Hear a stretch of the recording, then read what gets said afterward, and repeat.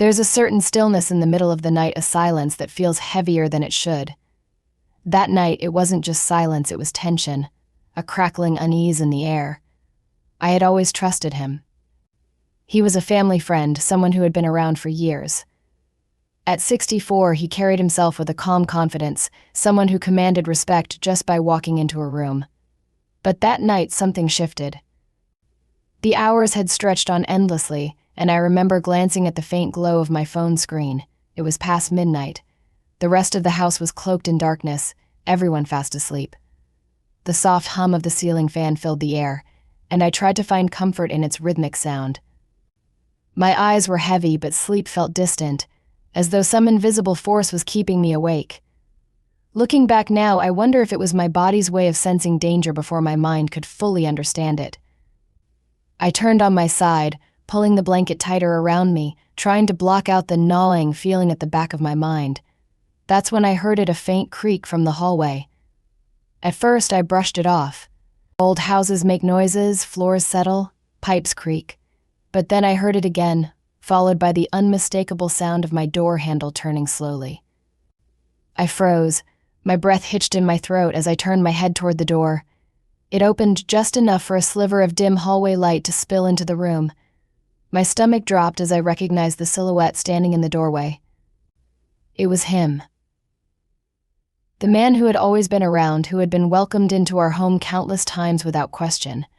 But now, in this moment, he felt like a stranger, someone entirely unfamiliar and unsettling. He stepped into the room, his movements deliberate yet quiet, as if he was careful not to wake anyone else in the house. I couldn't speak, couldn't move, couldn't do anything but stare at him as he came closer.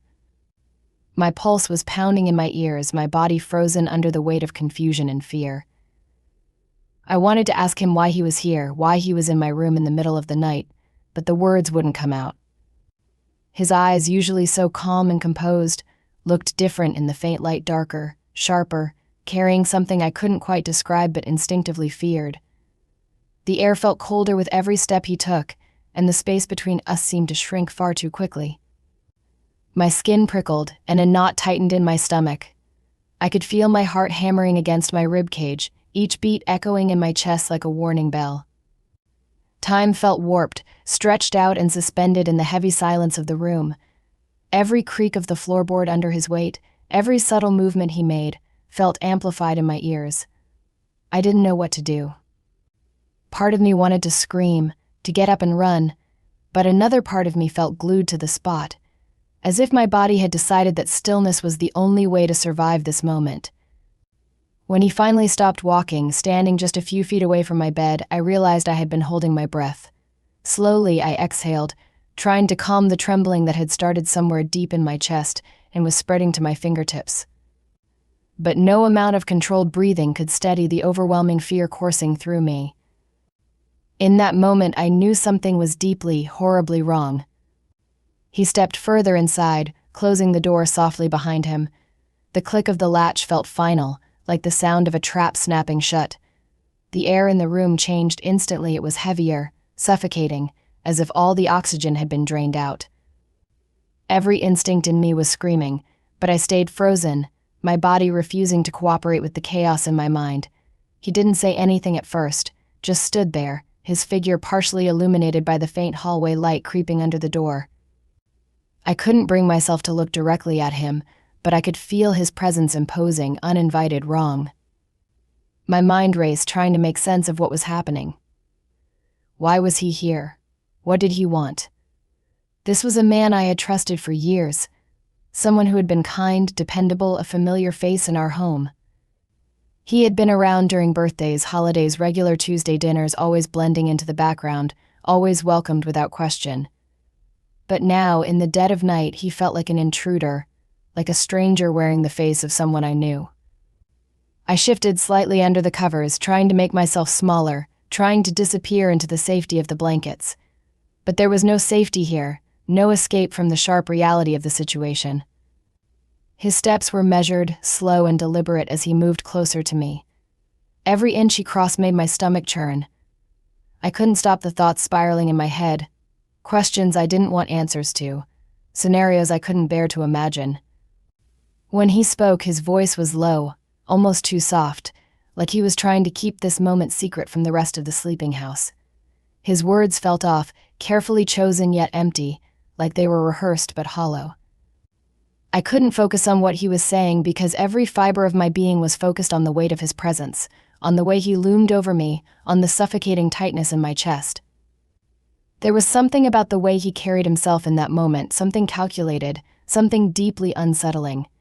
It wasn't just his physical presence, it was the shift in power, the way he seemed so sure of himself while I felt so small, so powerless. My throat felt dry, and my tongue felt heavy as I tried to speak, to say something, anything, but nothing came out. This wasn't supposed to happen. People you trust aren't supposed to do this. They aren't supposed to invade your space, your sense of safety, your most vulnerable moments. But here he was, and the realization hit me like a punch to the gut. There was no misunderstanding, no innocent explanation for this. This was intentional. My chest felt tight, and I could feel the sting of tears beginning to form in my eyes, but I blinked them back, refusing to let them fall. If I cried, it would make everything feel more real, more final.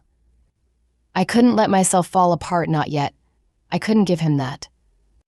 His presence in my room, the quiet way he had entered, the door closed behind him, the low timbre of his voice, it all felt like pieces of a puzzle falling into place, each one sharper and more painful than the last. The lines of trust that had once been so clear, so solid, were now shattered into fragments, impossible to piece back together. In that moment, I realized there was no going back. Whatever happened next, whatever unfolded in this room, nothing would ever be the same again. The trust was gone, the safety was gone, and the person I thought I knew was gone. All that was left was fear, silence, and the suffocating weight of betrayal hanging heavy in the air. Fear is a strange thing. It doesn't always show itself through screams or frantic movements. Sometimes it paralyzes you, it chains you to the spot, rendering you completely helpless. In that moment, fear had wrapped itself around me like an iron vice. My body refused to move, my throat refused to produce sound, and my mind couldn't focus on anything except the overwhelming presence of him standing so close. The darkness in the room felt thicker now, as if it had crept into my lungs and made every breath sharp and painful. I could feel my pulse in my neck, in my wrists, hammering so hard it felt like it might burst through my skin. My chest rose and fell unevenly as I struggled to stay still, hoping that if I didn't move, if I didn't make a sound, this nightmare might somehow dissolve into thin air. But it didn't.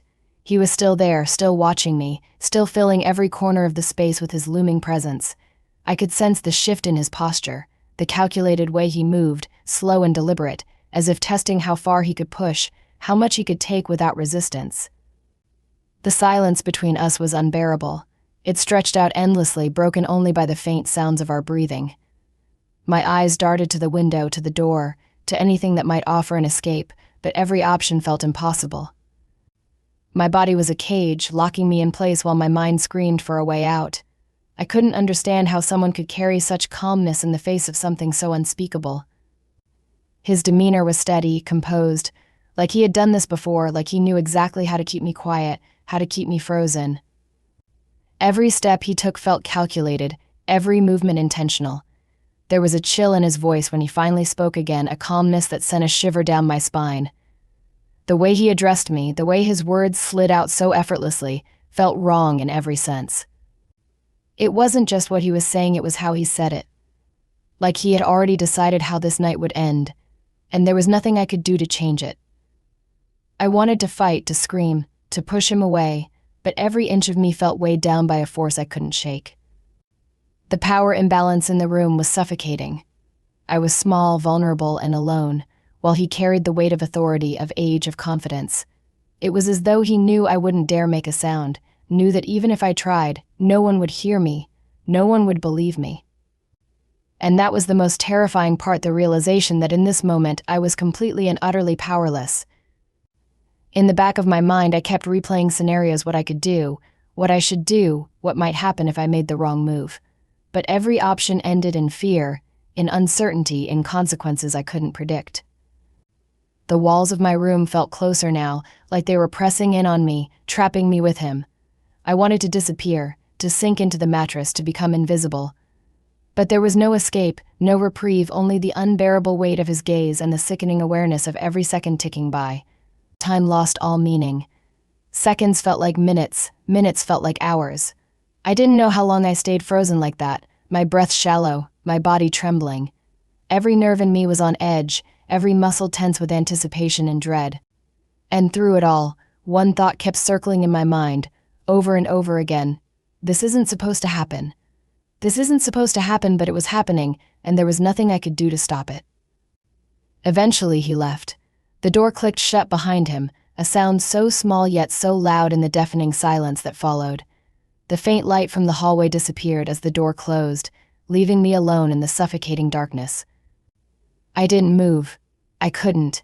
It felt like I had been carved out of stone, my body frozen in the exact position I had been left in. My chest ached from holding my breath for so long, but now even breathing felt heavy, like each inhale dragged shards of glass into my lungs. My room felt unfamiliar, like it wasn't mine anymore. The walls that once held childhood memories, posters, and photos now felt like they were closing in on me, trapping me in the aftermath of something I couldn't fully process. My bed, the place that was supposed to be my safest space, felt tainted.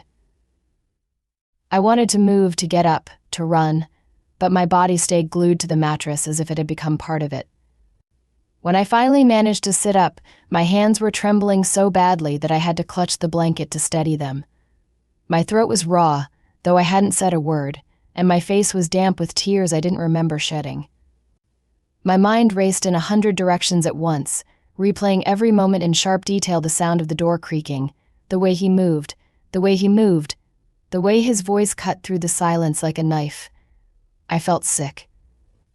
A nauseating churn in the pit of my stomach grew until I thought I might actually throw up.